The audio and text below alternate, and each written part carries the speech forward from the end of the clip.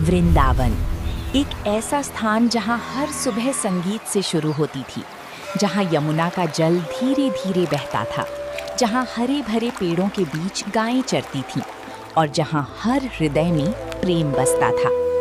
इसी पवित्र भूमि में रहते थे कृष्ण, नटखट, चंचल, लेकिन भीतर से पूर्ण रूप से दिव्य। जब वे अपनी बांसुरी बजाते तो हवा भी थम जाती। वृंदावन के लोग हर वर्ष एक विशेष पूजा करते थे, देवताओं के राजा इंद्र की पूजा।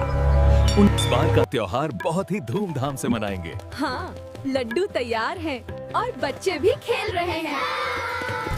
ओम अग्नये स्वाहा, ओम इंद्राय स्वाहा, ओम वायवे स्वाहा। उनका विश्वास था कि इंद्र की कृपा से ही वर्षा होती है और वर्षा से ही खेत हरे भरे रहते हैं। गांव में तैयारी शुरू हो चुकी थी, मिठाइयां बन रही थीं, फूल सजाए जा रहे थे और हर घर में उत्सव का माहौल था। कृष्ण ने देखा कि सभी लोग इंद्र पूजा की तैयारी में लगे हैं।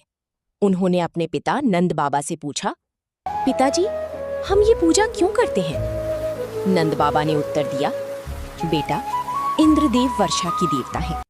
उनकी कृपा से ही हमारी फसलें होती हैं। कृष्ण ने सभी को समझाया, हमें उस प्रकृति का धन्यवाद करना चाहिए जो हमें प्रत्यक्ष रूप से जीवन देती है। धीरे धीरे गांव के लोग सहमत हो गए और फिर पहली बार वृंदावन में इंद्र पूजा की जगह गोवर्धन पर्वत की पूजा की गई।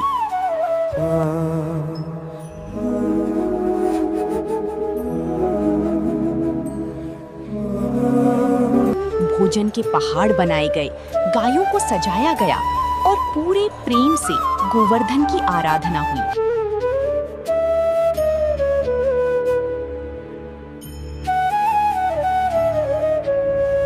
अचानक आकाश काला हो गया, बिजलियां चमकने लगीं, तेज हवाएं चलने लगीं और फिर मूसलाधार वर्षा शुरू हो गई।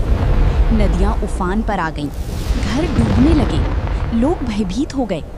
हर तरफ बस एक ही आवाज थी, बचाओ।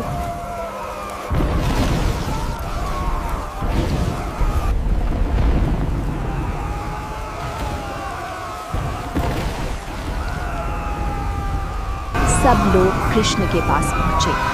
कृष्ण शांत थे, मुस्कुरा रहे थे। उन्होंने कहा, डरो मत, मैं हूं ना।